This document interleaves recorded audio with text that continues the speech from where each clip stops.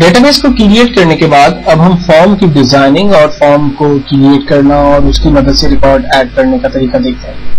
देखिए, हमेशा याद रखें कि प्रोफेशनल लेवल पे जब भी रिकॉर्ड ऐड किए जाते हैं तो वो बेसिकली एक फॉर्म की मदद से रिकॉर्ड्स ऐड किए जाते हैं। जिसकी आसान से एग्जांपल मैं आपको ये दूं कि अगर आप किसी भी वेबसाइट पर जाकर अपना ईमेल अकाउंट क्रिएट करते हैं, लाइक हॉटमेल की एग्जांपल लेते हैं, आप जब हॉटमेल की वेबसाइट पर जाकर अपना अकाउंट क्रिएट करते हैं तो वो कुछ बेसिक इन्फॉर्मेशन आपसे पूछ रहा होता है और उस बेसिक इन्फॉर्मेशन को फीड करने के लिए उसने एक बड़ा खूबसूरत सा एक फॉर्म बनाकर आपको दिया है और उस फॉर्म में कुछ सवालात एक तरफ होते हैं और उसके सामने छोटे बॉक्सेस होते हैं जिसको हम टेक्स्ट बॉक्स कहते हैं।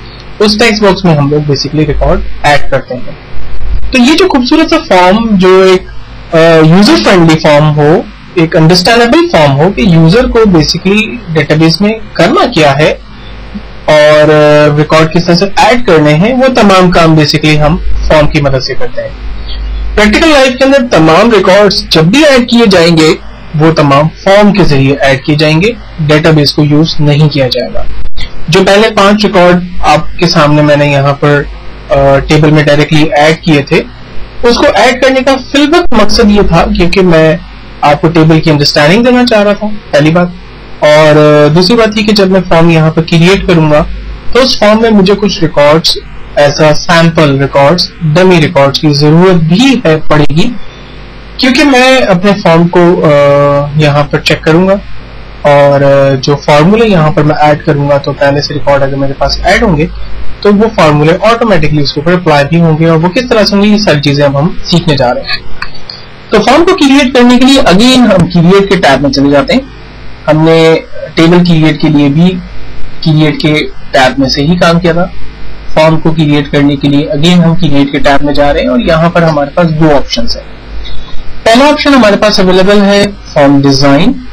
फॉर्म डिजाइन एक ऐसा एरिया है जहां पर आप अपनी मर्जी से अलाइनमेंट, स्पेसिंग को सेट करते हुए अपनी डेटाबेस में मौजूद तमाम फील्ड्स को यूज करते हुए टेबल खुद से क्रिएट करते हैं, फॉर्म खुद से क्रिएट करते हैं। इस वक्त बिल्कुल बेसिक लेवल पे चूंकि हम काम कर रहे हैं इसलिए मैं आपको उस स्टेप पर नहीं लेके जा रहा।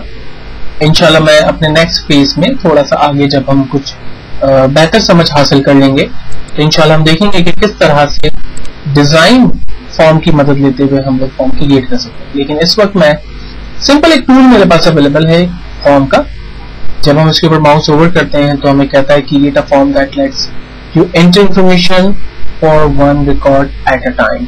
आप रिकॉर्ड यहाँ जब आप फॉर्म क्रिएट करेंगे तो आप अपने इंफॉर्मेशन रिकॉर्ड एंटर कर सकते हैं एक वक्त में।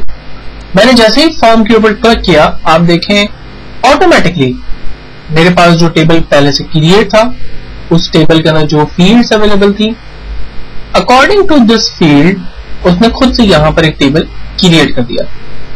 मुझे कुछ बहुत ज्यादा स्पेसिंग की, अलाइनमेंट और किसी भी चीज की जरूरत नहीं पड़ी और कंप्यूटर ने मेरी मदद करते हुए एक फॉर्म खुद से डिजाइन कर दिया। ये जो फॉर्म हमारे पास इस वक्त क्रिएट हुआ है ये फॉर्म का डिजाइन टाइम एरिया है। जब मैं किसी भी फील्ड पे क्लिक करता हूं तो यहाँ पर ब्लिंक करता हुआ कर्सर नहीं आ रहा और हमेशा आपने याद रखना है कि जब ब्लिंक करता हुआ कर्सर नहीं आता इसका मतलब है कि उस जगह पर आप रिकॉर्ड ऐड नहीं कर सकते। ये सिर्फ डिजाइन टाइम एरिया है। जब आप रन टाइम एरिया पे जाएंगे तो वहां आपके पास कर्सर आ जाएगा और वहां आप रिकॉर्ड ऐड कर सकते हैं। रन टाइम पे जाने के का जो आसान सा तरीका है वो कीबोर्ड से F5 बटन आप दबा, जैसे ही आप F5 बटन दबाते हैं आपके पास स्क्रीन का जो है वो रन टाइम एरिया आ जाता है। या फिर हम व्यू में जाते हैं और यहाँ से फॉर्म व्यू की कमांड का इस्तेमाल करते हैं और हम देखते हैं कि यहाँ अब हमारे पास कर्सर आ चुका है और यहाँ पर हम रिकॉर्ड को ऐड कर सकते हैं। मेरी डेटाबेस में इस वक्त 4 रिकॉर्ड मौजूद हैं जो यहाँ पर नीचे नेविगेशन बटन से मुझे नजर आ रहा है। नेविगेशन बटन की मदद से मैं नेक्स्ट, प्रीवियस, फर्स्ट और लास्ट रिकॉर्ड पे जा सकता हूँ। यहाँ पर मेरे पास 4 डिफरेंट बटन है। ये बटन मुझे नेक्स्ट रिकॉर्ड की तरफ लेके जाएगा। लाइक मैं 2 of 4 रिकॉर्ड देख रहा हूँ, 3 of 4 रिकॉर्ड देख रहा हूँ, 4 of 4 रिकॉर्ड देख रहा हूँ।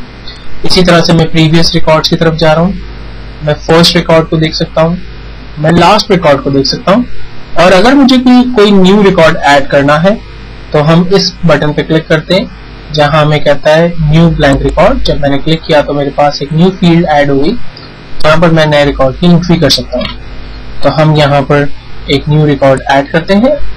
सीरियल नंबर चूंकि ऑटोमेटिकली कंप्यूटर जनरेट करेगा, इसलिए हम स्टूडेंट आईडी की फील्ड पर कुछ भी नहीं करेंगे, और स्टूडेंट नेम की फील्ड पर जाकर हम यहाँ पर एक नया नाम टाइप ऐड करते हैं। उसके इंग्लिश के नंबर, मैथ के नंबर और साइंस के नंबर टाइप करते हैं। टोटल परसेंटेज ऑफ ग्रेड के ऊपर हम फार्मूला ऐड करेंगे, इसलिए फिल वक्त भी हम इस रिकॉर्ड को के ऊपर ऑटोमेटिकली अपनी मर्जी से कोई भी टोटल परसेंटेज ग्रेड नहीं देंगे।